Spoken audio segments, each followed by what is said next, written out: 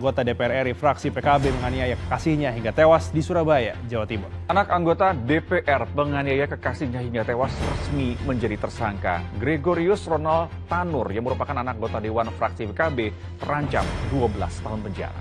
Masih dari Jawa Timur, pemirsa, kasus tewasnya Dini Sera Afri. Mirisnya pelaku sempat tertawa saat merekam kondisi korban yang sudah tidak berdaya. Melakukan pembunuhan kepala korban. Dapat disimpulkan adanya sebuah keyakinan penyidik. Hai guys, selamat datang di channel ini gitu. Di hari Jumat ini merupakan jadwalnya segmen Crime Flash atau Kriminal Art Flash gitu. Nah, di segmen ini gue mau ngebahas kasus kriminal yang baru saja terjadi sekitar minggu yang lalu gitu. Bahkan kasus ini bisa dibilang masih sangat fresh gitu. Dan kasus apakah ini? Inilah kasus Gregorius Ronald Tanur. Dan yang membuatnya semakin terkenal adalah ia merupakan anak dari anggota DPR RI. Setelah kasusnya, ayahnya ini kemudian dinonaktifkan untuk fokus dalam mengurus kasus anaknya, atau bahasa kasarnya dipecat gitu. Dan yang membuat gue agak serem adalah cara dia dalam membunuh si korban ini. Wow! Buat kalian yang penasaran, langsung aja kita lanjut ke kronologinya. Kronologi kejadian. Kejadian diawali pada Selasa 3 Oktober 2023 pukul 18:30 ketika Dini dan si Ronald ini yang telah berpacaran sejak Mei yang lalu sedang makan di daerah Gibol, Citraland. Nah, diselamatkan Ronald ini dihubungi oleh rekannya gitu. Mereka ini diundang ke tempat karaoke Black Hole KTV di Landmark Mall Jalan Jono, Suwejo, Surabaya. Pukul 21:32 Ronald dan Dini ini langsung datang ke karaoke Black Hole KTV kamar nomor 7 bersama 5 rekannya gitu. Mereka berkaraoke ria sambil menegak minum-minuman keras jenis tequila gitu. Sebenarnya gue nggak paham sih tequila itu apa karena gue bukan peminum coy. Mungkin buat kalian yang tahu kalian bisa jelasin di kolom komentar di bawah ya. Nah, kemudian pada pukul 00:10 Rabu dini hari, Dini dan Ronald ini disaksikan satpam karaoke pulang menuju lift saat itu gitu. Dan mereka ini pulang bersama sambil menaiki lift. Nah, saat itu terjadi sebuah pertengkaran. GR atau Gregorius Ronald ini mengaku menendang kaki kanan korban hingga jatuh terduduk. Selanjutnya GR ini memukul 2 kali kepala si Dini ini menggunakan botol miras tequila gitu, kata Kapolres Tabes. Sampai di basement parkiran Landmark, pertengkaran belum usai gitu.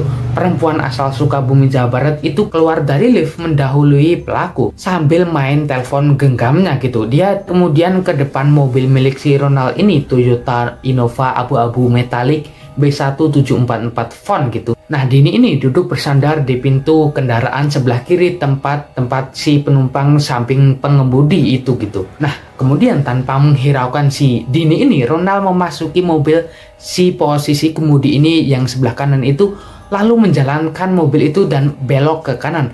Akibatnya si Dini ini karena dia senderan terus dia ini kayak keplesi gitu, dan dia ini bahkan dikatakan sempat kepelindes mobil gitu. Wow, Dini ini juga terseret sejauh 5 meter. Setelah itu security Landmark ini datang dan menegur mereka, tapi Gregorius ini malah merekamnya dan mentertawakannya. Wow. Hah? Gak tahu. Aku mau keluar, tiba-tiba di jalan, gak bisa keluar. Iya. Bukan.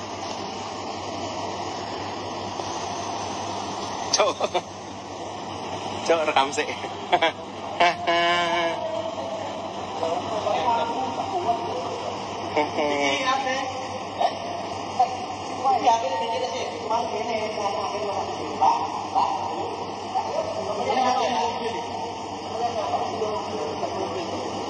Oh, temennya teman cowok saya.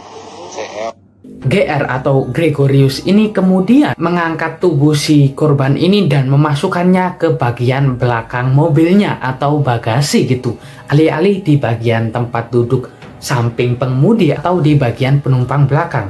Ini sih real psikopat sih. Nah, korban yang dalam keadaan lemas itu selanjutnya dibawa ke apartemennya gitu. Pukul 01:15 Ronald ini meletakkan tubuh Dini yang dalam kondisi lemas itu di kursi roda. Kemudian pelaku ini mencoba memberikan napas buatan sambil menekan dada si korban ini dengan kondisi yang sangat panik di apartemen gitu. Pak, telepon Pak Idris mati, Pak Idris mati, ayo Pak, telepon dulu Pak Idris mati Pak, ini. Nah, selanjutnya ia ini membawa Dini ke Rumah Sakit Nasional Hospital untuk dilakukan tindakan medis. Namun jiwa Dini ini tak tertolong. Pukul 02.30 dia meninggal dunia. Polisi kemudian mengotopsi jenazah Dini ini di RSUD Dr. Sutomo, Surabaya pasca tragedi. Lalu kepolisian pun menangkap terduga pelaku dan melakukan penyelidikan terhadapnya gitu. Kepolisian pun melakukan konstruksi ulang kejadian dan masih mendalami motif kejadian si pelaku ini. Hingga saat ini tanggal 11 Oktober polisi ini masih mendalami motif kejadian dan masih menunggu hasil otopsi dari pihak rumah sakit. Nah, kejadian ini pula mengakibatkan ayah dari Gregorius dinonaktifkan dari keanggotaannya di Komisi 4 yang merupakan dari Partai Kebangkitan Nasional. Partai Kebangkitan Bangsa atau PKB gitu. Nah, dari kasus ini bisa diambil pelajaran bahwa kita haruslah cerdas dalam emosional dan jangan pernah bermain tangan gitu. Jangan pernah main kasar gitu dan yang lainnya. Apalagi karena emosi kita sampai melakukan hal yang semenjijikan ini gitu. Semoga aja tidak ada kasus seperti ini dan buat kalian para pejabat gitu, khususnya para pejabat gitu. Kalian itu haruslah sadar gitu untuk mendidik anak-anak kalian agar bisa menjaga karir kalian sendiri gitu. Karena banyak anak-anak pejabat itu membanggakan karir si bapaknya ini dan merasa berkuasa gitu. Sehingga bisa melakukan hal yang semena-mena. Contohnya nih kasus Mario Dandi gitu. Setelah ini tolong awasi anak kalian agar tidak salah dalam pergaulan dan teruslah didik moral serta etikanya. Udah guys, cukup sekian aja dari gue. Semoga kasus ini tidak terulang lagi dan cukup sekian aja dari gue guys. Semoga kasus ini memang tidak terulang lagi ya. Apalagi kasus pertama kan si Mario Dandi itu dan kedua ini gitu anak pejabat, sama-sama anak pejabat. Dan cukup sekian aja dari gue dan say goodbye.